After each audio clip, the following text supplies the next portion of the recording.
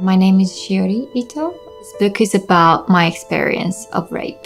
So black box is the word I often heard during the investigation and prosecution's time. Sex crime or the rape, sexual violence often happen behind door, and it's rare to find any witness.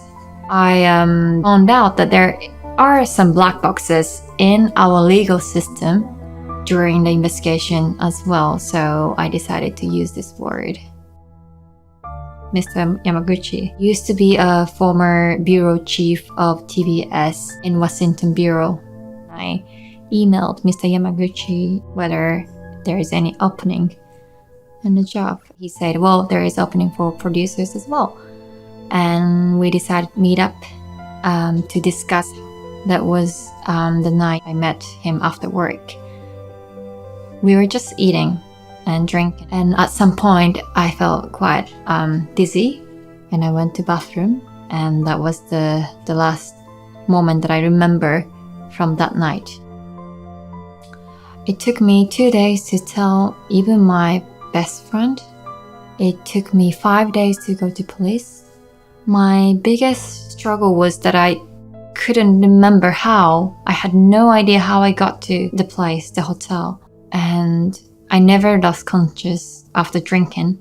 I couldn't think of him as a rapist right after. I was also respecting him. Unfortunately, this case never being prosecuted. Prosecutor dropped this case, but now we are in a civil court case. So we had a 110-year-old rape law. It just changed in 2017, right after I spoke about this incident, and the victim, the survivor, had to be the one to report to the police. We have to prove how much we fight back, how much we've been threatened. And one of the research from Sweden shows that when you have been sexually violated, 70% of victims have experienced frightened in a frozen status. It's quite difficult to ask, especially if you're intoxicated, if you are drunk. Only 4% of victims go to police and report. So we know it's happening, but it's really rare to hear these cases. I was worried about my future, my family, to make any changes. First, we need to know what is going on, and I felt that's my work. In 2017, in May 29th, I've decided to speak about my experience in press conference because I believe in journalism. I believe in speaking up. I believe in storytelling. The journalist I trusted, he said, you should wear a white shirt and a jacket so you look decent. And I said, no way. I didn't want to show the uniform of what victims should be or behave, because we have daily life in. And of course, he was right. That was one of the reasons why I guess I got a backlash. I got many names like bitch, prostitute, and maybe in this video as well. Why is she wearing this, sleeveless clothes? But look, we have done nothing wrong, and we should be behaving ourselves. I think there is always rape myth that people have. The rape often happen in a dark street, attacked by a stranger. But actually, 90% of the cases happens by someone you know.